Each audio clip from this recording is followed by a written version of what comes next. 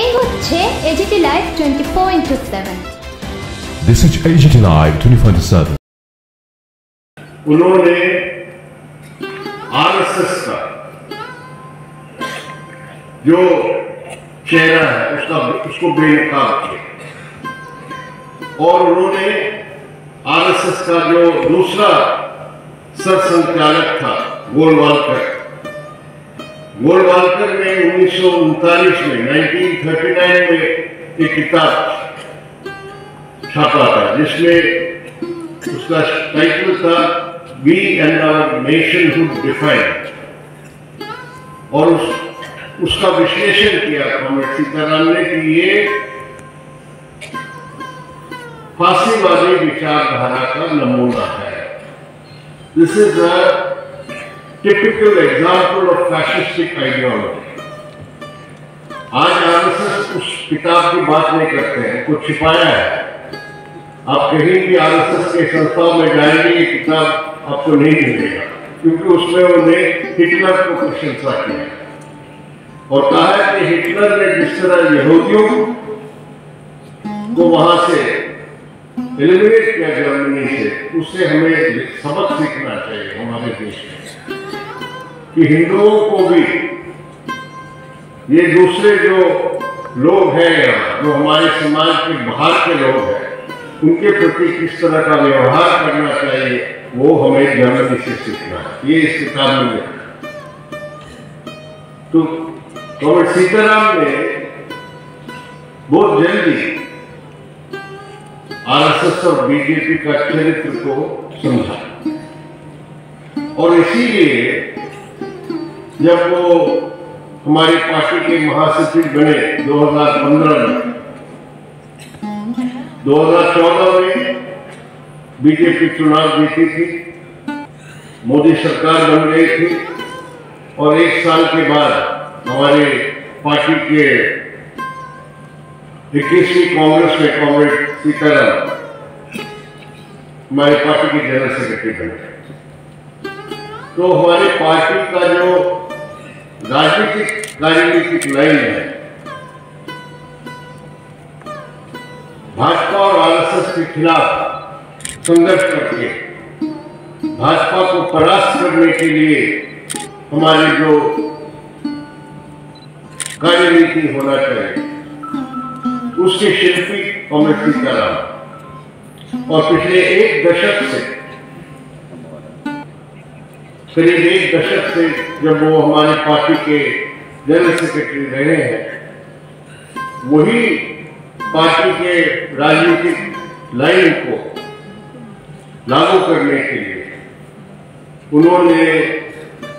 हर तरह का प्रयास किया और कॉमरेड सीताराम में ये क्षमता रहा कि हमारे पार्टी की जो राजनीतिक समझ है उस समझ को लेके दूसरे जितने भी सेक्युलर और रंगबाजी ताकतें हैं उनको इकट्ठा करें, उनके साथ एक मत होकर काम करने के लिए सबके साथ मिलकर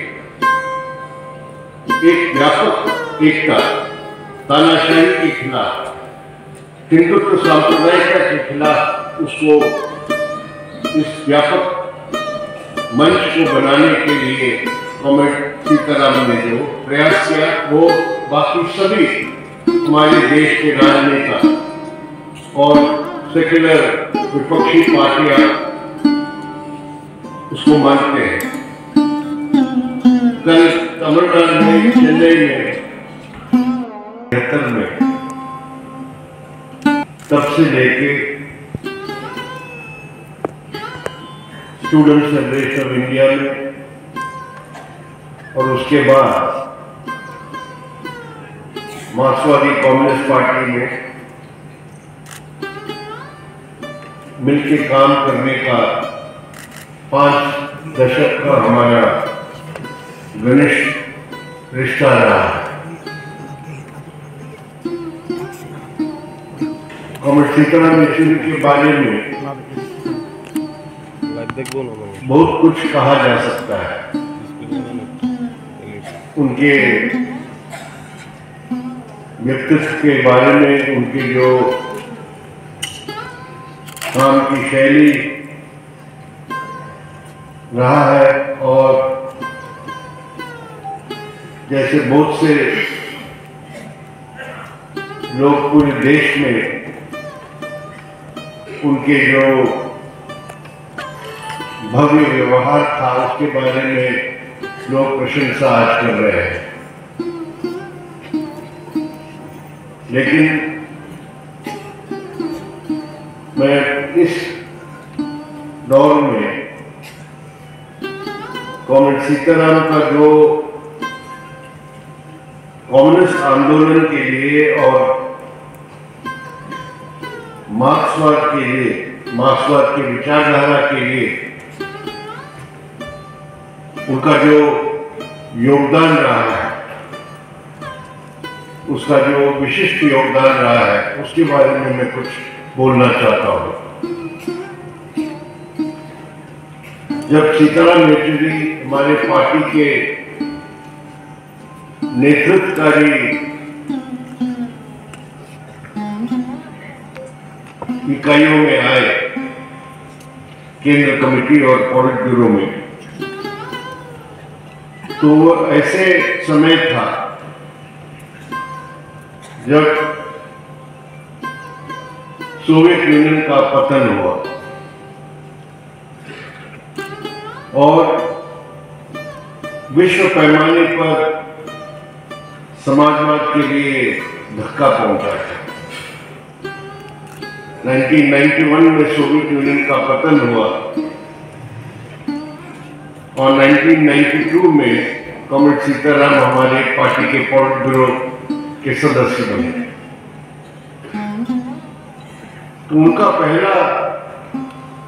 बड़ा योगदान ये रहा कि हमारी पार्टी में मार्क्सवाद लेनिनवाद के सिद्धांतों की डिफेंस करना,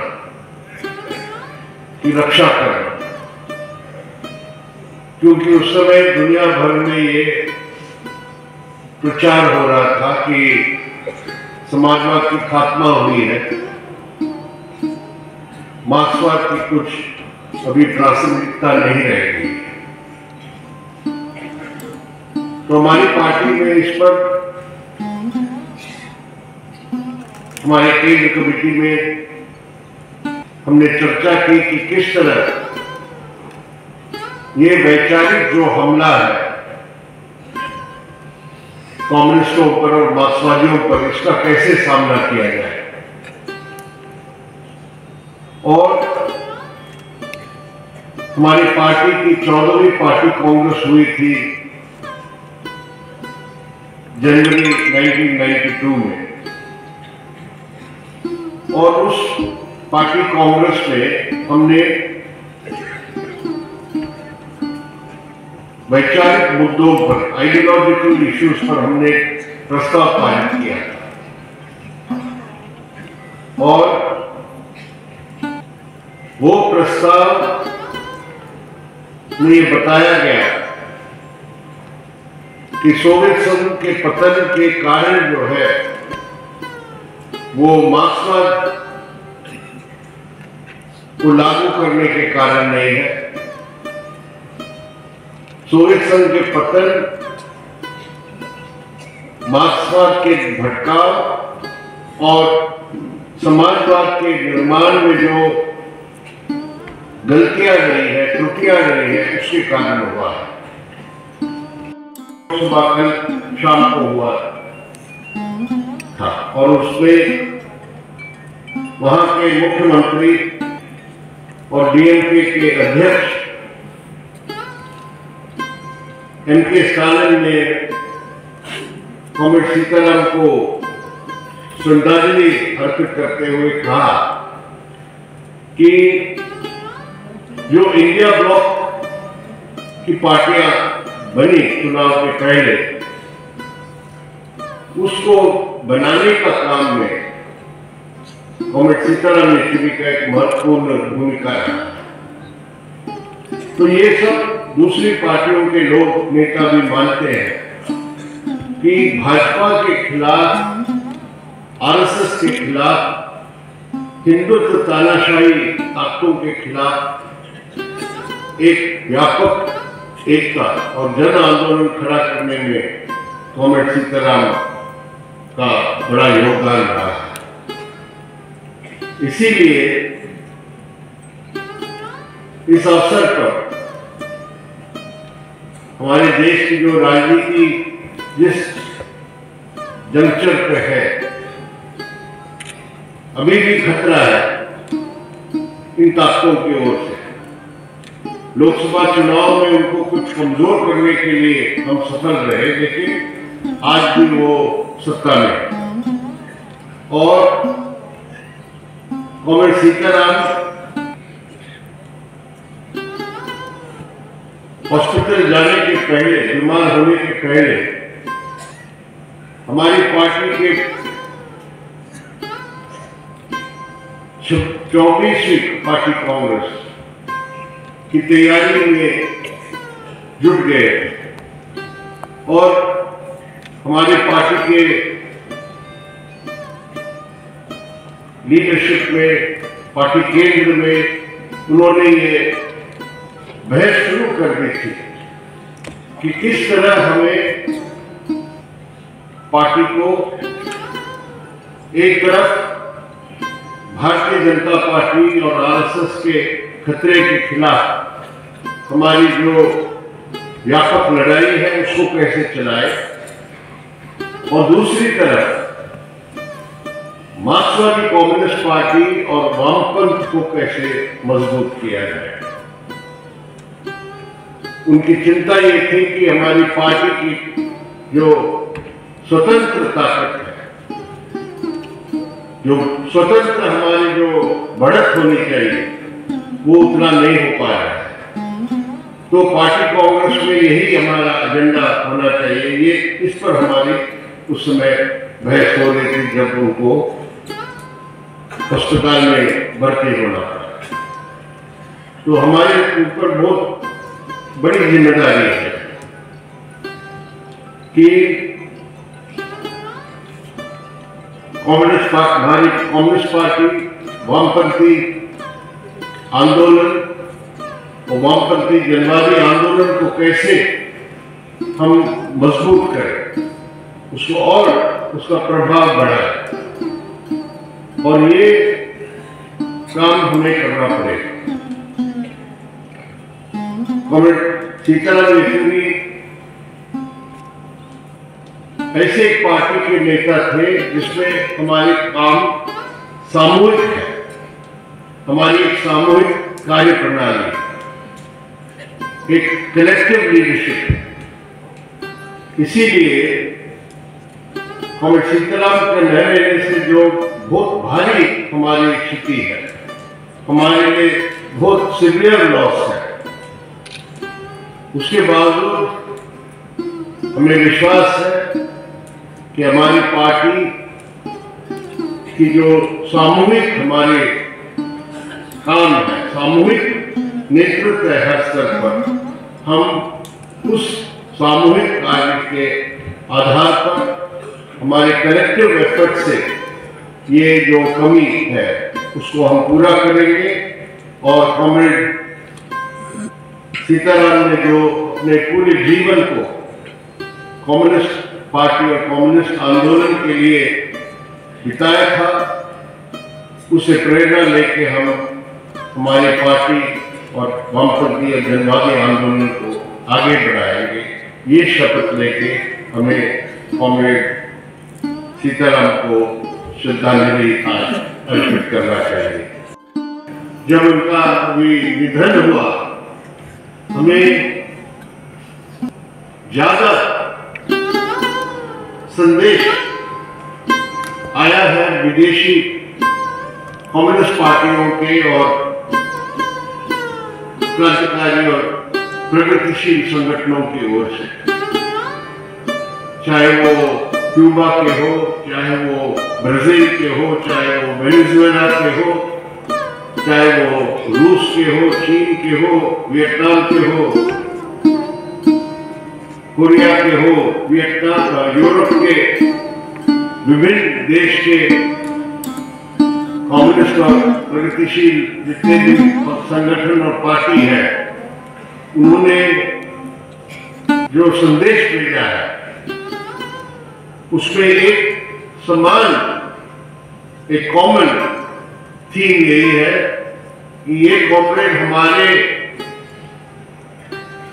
पार्टी और आंदोलन के साथ घनिष्ठ संबंध स्थापित किया है, हमारे साथ भाईचारा का रिश्ता स्थापित किया है और उनके निधन से हमें भी बहुत क्षति पहुंची है। तो चाहे वो क्यूबा जो है, समाजवादी क्यूबा, जो पिछले 6 दशक से अमेरिकी साम्राज्यवाद को बहादुरी से मुकाबला कर रहा है, उनके ऊपर जो नाकेबंदी हुआ है, हमले होते रहे हैं, उसके खिलाफ हमारी पार्टी के प्रतिनिधि के रूप में हमेशा क्यूबा में जाके उनको समर्थन दिया है। मुझे याद है जब कॉमरेड ज्योति बसु गए थे क्यूबा, तो कॉमरेड सीताराम येचुरी उनके साथ गए थे। जब वो फिडेल कैस्ट्रो से मिले थे कॉमरेड ज्योति बसु, तो कॉमरेड सीताराम उनके साथ थे। और इसी तरह चाहे वो फिलिस्तीनी संघर्ष हो, इजरायली कब्जे के खिलाफ, ऑक्यूपेशन के खिलाफ, कॉमरेड सीताराम फिलिस्तीन गए थे, वेस्ट बैंक गए थे, वहां के फिलिस्तीनी आंदोलन जनता के साथ भाईचारा प्रकट करने के लिए। तो ये दूसरी बात कि कॉमरेड सीताराम एक सच्चे कम्युनिस्ट होने के नाते अंतरराष्ट्रवाद को हमेशा का झंडा को ऊपर रखते गए। और तीसरी बात, जो मार्क्सवाद की जो उनकी वैचारिक स्पष्टता थी, वो वैचारिक स्पष्टता हमारे देश में भी हमने देखा, जब उन्होंने शुरू से 90 के शुरुआत से ही जब हिंदुत्व का जो ताकतों का उभार आया हमारे देश में, जब 92 में बाबरी मस्जिद को ढहाया गया इन ताकतों की ओर से, तब सीताराम येचुरी ने एक छोटी सी किताब लिखी थी, सिर्फ 77 पेज का किताब है,